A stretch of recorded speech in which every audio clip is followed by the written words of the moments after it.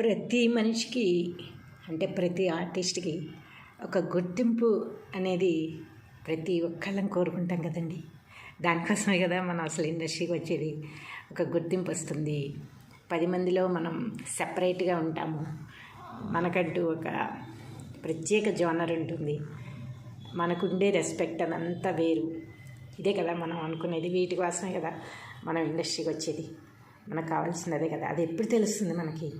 మనల్ని అంటూ ప్రత్యేకించి గుర్తించి మనకి ఒక చిన్నదైనా సరే అవార్డు లాంటిదో, ఒక మొమెంటో లాంటిదో, ఒక సన్మానం లాంటిదో, ఒక ఇంటర్వ్యూ లాంటిదో ఇలాంటివి జరిగినప్పుడు మనకి ఎంత ఆనందం కలుగుతుంది.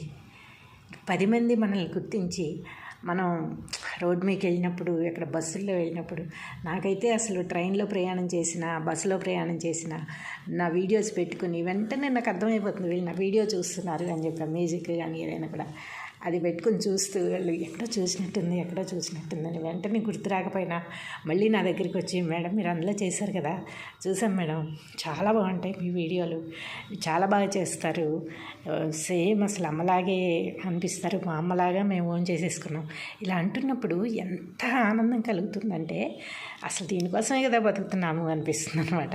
మనం షూట్స్లో ఎన్ని కష్టాలు పడినా, ఏమైనా తిన్నా తినకపోయినా, ఎంత దూరం నడిచి వెళ్ళినా, ఏం చేసినా, ఎన్ని ఆడిషన్స్ ఇచ్చినా, క్యారెక్టర్స్ రాపోయినా అసలు మొత్తం మర్చిపోతాం అనమాట. ఆ క్షణంలో వాళ్ళు అన్న మాటకి మనం ఎంత రియాక్ట్ అవుతామంటే, ఎంత ఆనందం వస్తుందంటే మనలో అసలు మాటల్లో చెప్పలేము అనమాట. అయితే ఇవన్నీ నాకు వచ్చిన పురస్కారాలు అనమాట. అంటే అవార్డ్స్ అని కాదు, కొన్ని మొమెంటోస్, కొన్ని అవార్డ్స్ నేను చేసిన వాటికి ఇవన్నమాట. వీటి గురించి ఒక్కొక్క దాని గురించి నేను ఇప్పుడు వివరించి చెప్తాను మీకు.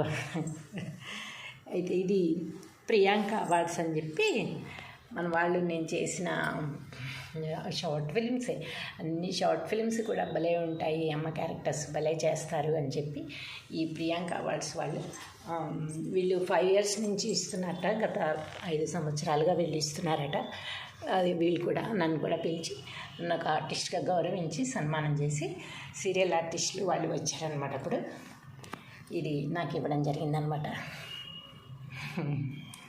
ఎంత ఆనందం కదా ఏదైనా చూసిన ఇలాంటివి వచ్చినప్పుడు, మనల్ని ఒక సెలబ్రిటీగా పిలిచినప్పుడు, మనకి ఇలాంటి ఒక అవార్డు లాంటిది మనకు వస్తున్నప్పుడు మనం దీనికోసమే వర్క్ చేస్తాం, చాలా ఆనందపడతాం అనమాట.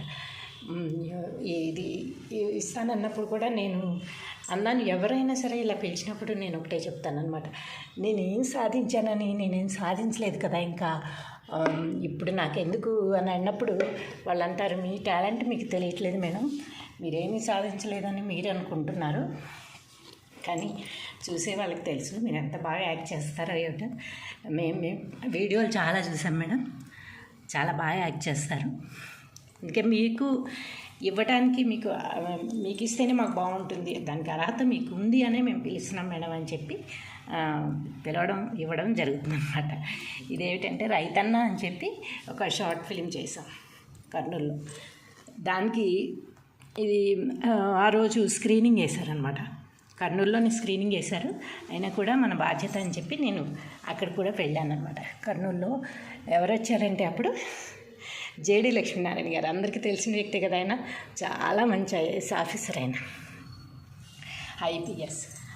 సో పెద్ద స్మగ్లర్ను కూడా పట్టుకున్న ఆఫీసర్ అనమాట ఆయన వచ్చారు. ఆయన నాతో చాలా బాగా మాట్లాడారు, నేను కూడా చూశాను మీ వీడియోలు అనగానే అసలు ఎంత సంతోషం అనిపించిందంటే, అవునా ఇలా పెద్ద వాళ్ళు కూడా చూస్తున్నారా మన వీడియోలు, పెద్ద వాళ్ళకు కూడా మనం తెలుసా, వాళ్ళు కూడా మన యాక్టింగ్ మెచ్చుకున్నారా అన్నంత ఆనందం కలిగిందనమాట. వాళ్ళు స్క్రీనింగ్ వేసి వాళ్ళు ఇచ్చిన అంటే అందరికీ, అందులో యాక్ట్ చేసిన వాళ్ళకి అందరికీ కూడా ఇచ్చారు, వాళ్ళతో పాటు నాకు కూడా